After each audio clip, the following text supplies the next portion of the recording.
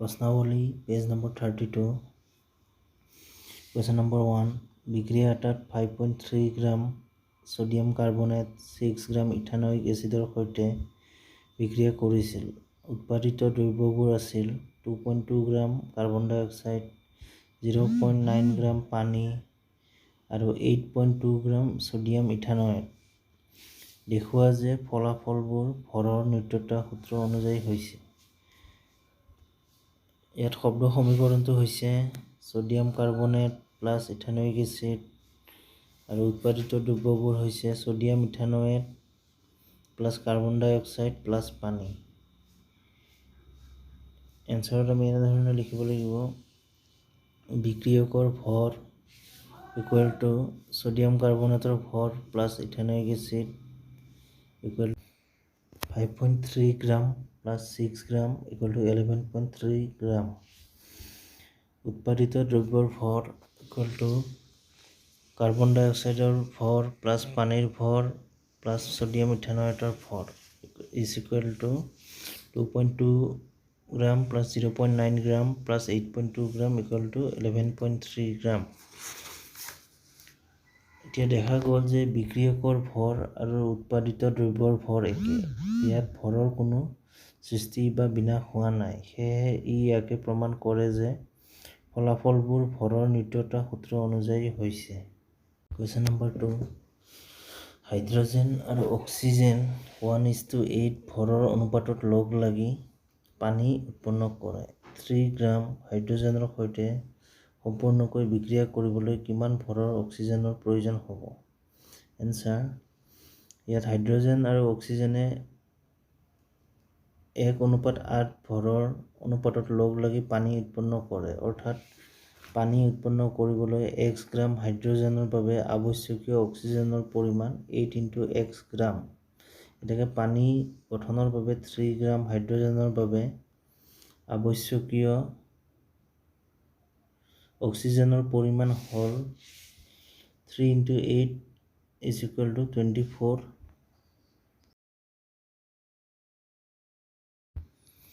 Question number 3. ডেল্টনৰ পৰমাণুবাদৰ কোনটো স্বীকাৰ্য ভৰৰ নিত্যতা সূত্ৰৰ ফল?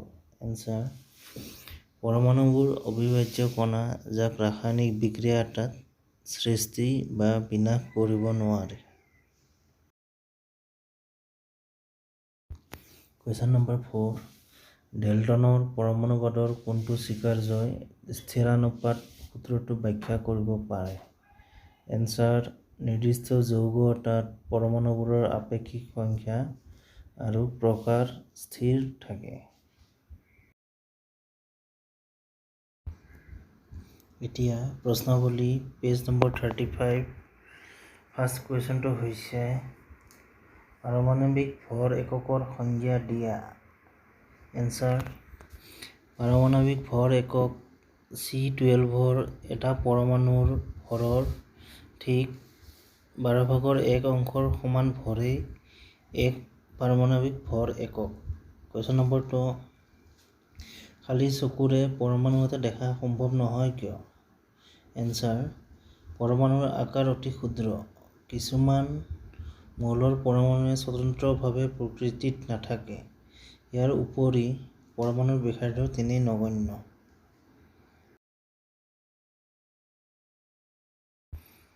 প্ৰশ্নাৱলী পেজ নম্বৰ 39। Question number 1. সংকেত লিখা। 1. Sodium oxide. Answer, Na2O। 2. Aluminium chloride. Answer, AlCl3। 3. Sodium sulphide. Answer, Na2S। 4. Magnesium hydroxide. MgOH2।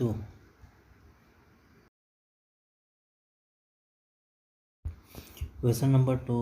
তলৰ সংকেতবোৰ বুজোৱা যৌগবোৰৰ নাম লিখা। 1 number Al2SO4 3। Answer, aluminium sulphate. 2. CaCl2। Answer, calcium chloride. 3.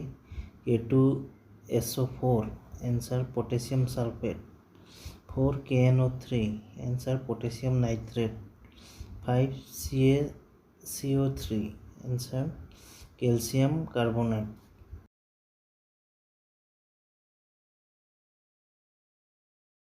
Question number 3, ৰাসায়নিক সংকেত পদটোৰ দ্বাৰা কি বুজোৱা হৈছে? এনসাৰ, ৰাসায়নিক সংকেত হ'ল তাৰ সংযুতিক প্ৰতীকী ৰূপত উপস্থাপন কৰা এটা ব্যৱস্থা। কোনো এটা যৌগৰ সংকেতৰ পৰা যৌগটোত থকা পৰমাণুৰ প্ৰকাৰ আৰু সংখ্যাৰ বিষয়ে জানিব পাৰি। যেনে সোডিয়াম ক্লৰাইডৰ ৰাসায়নিক সংকেত হ'ল NaCl। ইয়াৰ পৰা জানিব পাৰি যে সোডিয়াম ক্লৰাইডত এটা সোডিয়ামৰ পৰমাণুৱে এটা ক্লৰিন পৰমাণুৰ সৈতে ৰাসায়নিকভাৱে লগ লাগি সোডিয়াম ক্লৰাইড গঠন কৰে।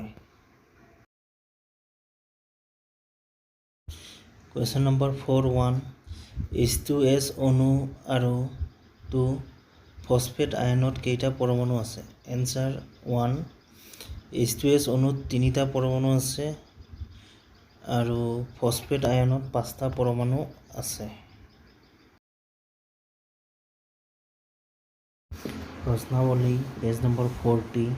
Question number 1, hydrogen, oxygen, chlorine, methane, ethane, ethene, ammonia আৰু মিথানলৰ আণৱিক ভৰ গণনা কৰা। এনসাৰ, হাইড্ৰোজেনৰ আণৱিক ভৰ 1 + 1 = 2, অক্সিজেনৰ আণৱিক ভৰ 16 + 16 = 32, ক্লোৰিনৰ আণৱিক ভৰ 35.5 + 35.5 = 71 ইউনিট মাছ। কাৰ্বন ডাই অক্সাইডৰ আণৱিক ভৰ 12 + 16 × 2 = 12 + 32 = 44 ভৰ একক। মিথেনৰ আণৱিক ভৰ 12 + 1 × 4 = 16 ভৰ একক।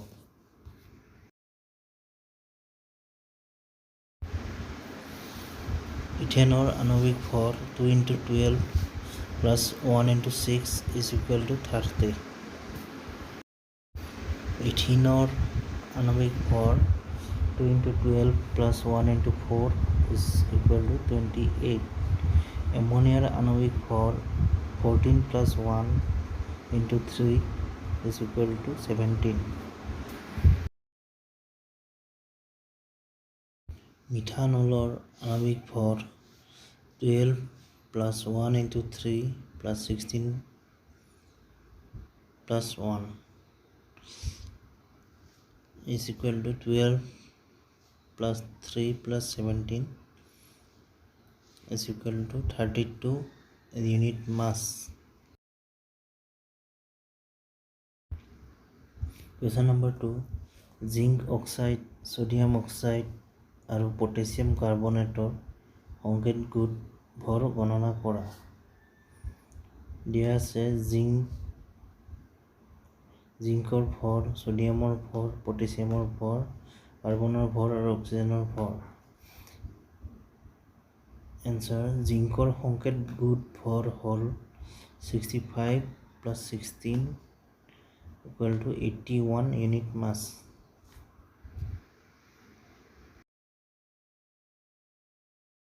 পটাছিয়াম কাৰ্বনেটৰ সংকেত গোট ভৰ হ'ল 39 × 2 + 12 + 16 × 3 = 138 ইউনিট মাছ।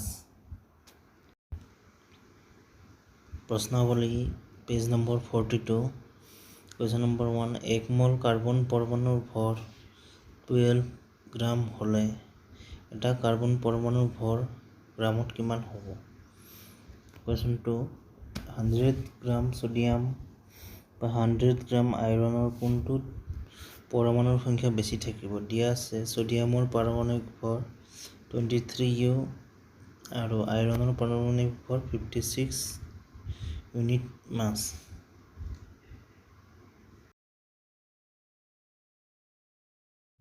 প্ৰশ্নাৱলীৰ পেজ নম্বৰ 42।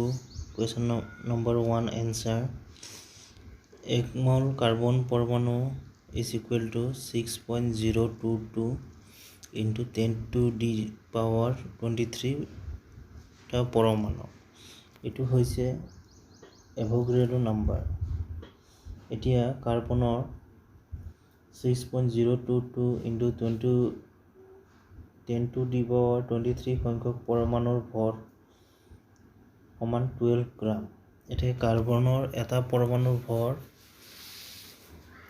আমি এনেদৰে ওলাব পাৰো 12 হৰণ এভোগাড্ৰো নাম্বাৰ আমি হৰণ কৰি পাওঁ 1.99 into 10 to the power minus 23 gram Question number 2 answer দিয়া আছে সোডিয়ামৰ পাৰমাণবিক ভৰ 23 সোডিয়ামৰ গ্ৰাম পাৰমাণবিক ভৰ 23 গ্রাম এতিয়া 23 গ্রাম সোডিয়ামত আছে 6.022 into 10 to the power 23 সংখ্যক পৰমাণু এইদৰে 100 গ্রাম সোডিয়ামত আছে 6.022 into 10 to the power 23 into 100 হৰণ 23 সংখ্যক পৰমাণু আমি এটো ক্যালকুলেশন কৰি পাওঁ 2.6182 into 10 to the power 24 সংখ্যক পৰমাণু আকৌ আইৰণৰ পাৰমাণবিক ভৰ 56 আইৰণৰ গ্ৰাম পাৰমাণবিক ভৰ 56 গ্ৰাম এতিয়া 56 গ্ৰাম আইৰণত আছে 6.022 into 10 to the power 23 সংখ্যক পৰমাণু এইদৰে 100 গ্রামত আছে 1.0753 into 10 to the power 24 সংখ্যক পৰমাণু এটাকে 100 গ্ৰাম সোডিয়ামত 100 গ্ৰাম আইৰণতকৈ বেছি পৰমাণু আছে